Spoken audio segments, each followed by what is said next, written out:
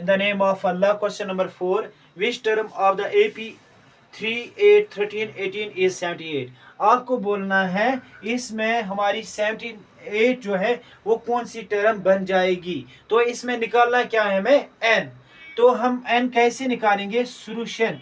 तो हम लिखेंगे a plus n minus one d is equal to a n. तो इसमें हमें n निकालना है। तो a plus n minus one d is equal to a n. तो यह हमारे पास एपी दिया हुआ है। एपी क्या है 3, 8, 13, 18 डैश डैश डैश इज 78। तो हमें ये बता रहा है कि 78 का नंबर कौन सा बनेगा। जैसे 3 का पहला नंबर है, 8 का दूसरा, 13 का तीसरा, ऐसे ही बताना है कि 78 का नंबर कौन सा बनेगा। तो इसमें हमें पता होना चाहिए A1 क्या बनेगा हमारा 3। तो A2 क्या बनेगा हमारा, A2 बनेगा हमारा 8। और इसके साथ हमें इसकी डिफरेंस भी पता होनी चाहिए। तो डिफरेंस किसके बराबर होता है A2 माइनस A1। तो A2 क्या किसके बराबर है 8, 8 minus 3 that is equal to 5।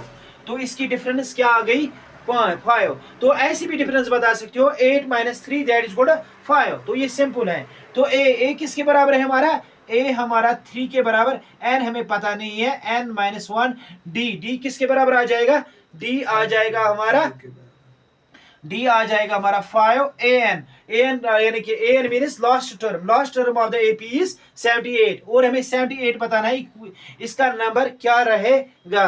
तो 3 प्लस यहाँ पर हम 5 इंटू एन 5 वन जार 5 इज इक्वल टू 78। तो बाद में हम क्या करेंगे 5 minus 5 plus 3 that is equal to -2। तो वो हमारा -2 आ जाएगा plus 5n is equal to 78। तो 5n is equal to 78 plus 2 5n is equal to 80। यानी कि -2 यहां से वहां पर जाएगा, ये बनेगा वहां पर +2। तो 78 plus 2 that is equal to 80।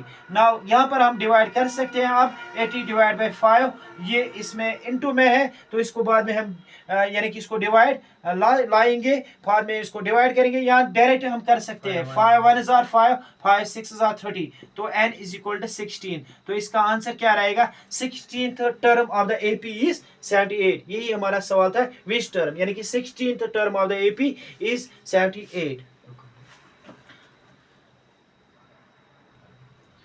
In the name of Allah, question number 5। Question number 5 में क्या करना है, find the number of terms in each of the following APS.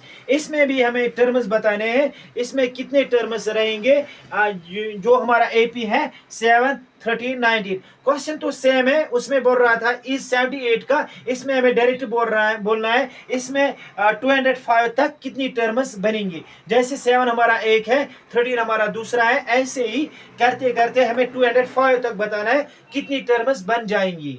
तो इसमें भी हम वही रूल अप्लाई करेंगे। हम इसमें पहले देखेंगे A1 हमारा 7 है, और डी किसके बराबर आ जाएगा 13। सॉरी डी नहीं A2 किसके बराबर आ जाएगा 13। इसके बाद हम इसमें डिफरेंस निकालेंगे। तो डिफरेंस किसके बराबर होता है, डिफरेंस होता है A2 minus A1 that means 13 minus 7 that is equal to 6। अब हमें A1 भी पता है, A2 भी पता है। अब हमें बताना है इसमें यानी कि 205 तक इसमें कितनी टर्म्स बन जाएंगी। तो इसके लिए कौन सी फॉर्मूला है, A plus n minus one d is equal to a n. तो ए का नंबर क्या है, ए का नंबर इट इज A1 हमारा 7 है, एन हमें पता नहीं है n माइनस वन, डी हमारा 6 है, A N is equal to 205। अब ध्यान से देखो, ये जो सेकिस है ना, इसको हमें इन दोनों के साथ जरब करना है। इसको n के साथ भी जरब करना है और 1 के साथ भी जरब करना है। तो हम लिखेंगे 7 प्लस 6 1 जार 6 is equal to 205।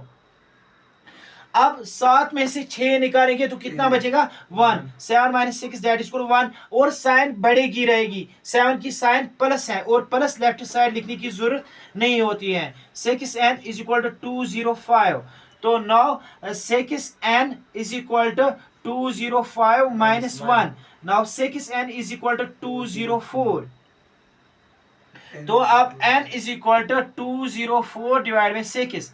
n is equal to 6 3 are 18, यहाँ से दो यहाँ से दो निकलेगा और वो बनेगा 24, 6 4 आर 24, यानी कि इसका आंसर हमारा 34। यानी कि इसमें कितनी टर्म्स बनेंगे? The total number of terms are 34। The total number of terms are 34। ये हमारा पहला पार्ट हुआ।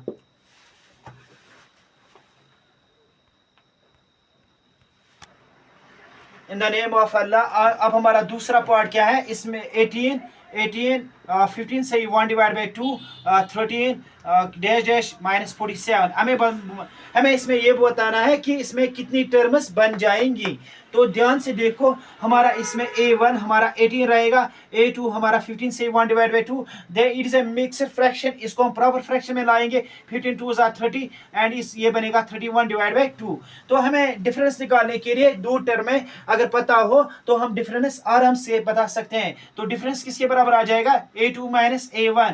तो a2 किसके बराबर है? हमारा a2 हमारा 31 डिवाइड बाई 2, a1 हमारा 18 है। तो इसकी डिफरेंस किसके बराबर आ जाएगी? तो देखो यहाँ पर क्रॉस मल्टीप्लिकेशन हो जाएगा, क्योंकि यहाँ पर डिवाइड 1 है। अगर डायरेक्ट होता है, यहाँ पर डिवाइड नहीं होता तो सीधा हो जाता है। तो यहाँ पर क्रॉस मल्टीप्लिकेशन हो जाएगा। 31 आर 31, 18 2 आर 36 डिवाइड बाई 2।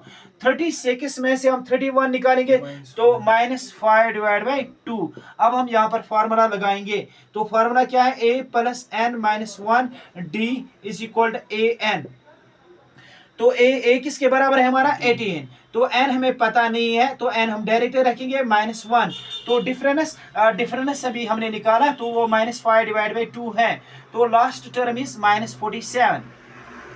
अब ध्यान से देखो, यहाँ पर हम क्या करेंगे? 18 अपनी जगह रखेंगे, -5 and that is equal to -5 divide by 2n minus minus plus it becomes to 5 divide by 2 is equal to -47।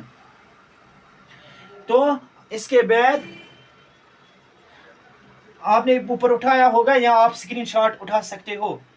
तो आगे देखो, इन दोनों टू में से एक ही रहेगा, यानी कि यहाँ पर बनेगा -5n plus 5 divide by 2 is equal to -47। अगर कोई 5 डिवाइड बाई 2 ट्रांसफर करेगा वो भी ठीक है।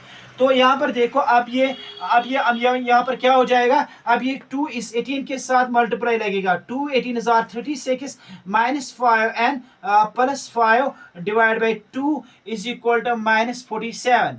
अब ये 36 और 5 कितना हुआ? 41 -5n इज इक्वल टू इस 2 को हम इस 47 के साथ ज़रब करेंगे। तो देखो यहाँ पर 36 इसको 1 के साथ ज़रब लगेगा, वहां से ये बनेगा। मगर उससे पहले हमने क्या किया? 36 plus 5 that is equal to 41। हमने इन दोनों को भी काउंट किया, एक स्टेप हमने बचाया। तो 36 plus 5 that is equal to 41 and इसी के साथ हमने इज इक्वल टू का भी मल्टीप्लिकेशन किया।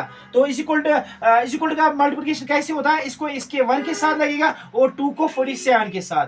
2 को 47 के साथ देखो कैसे? 2 7 14, 2 4 8, 8 1 9, that becomes -94।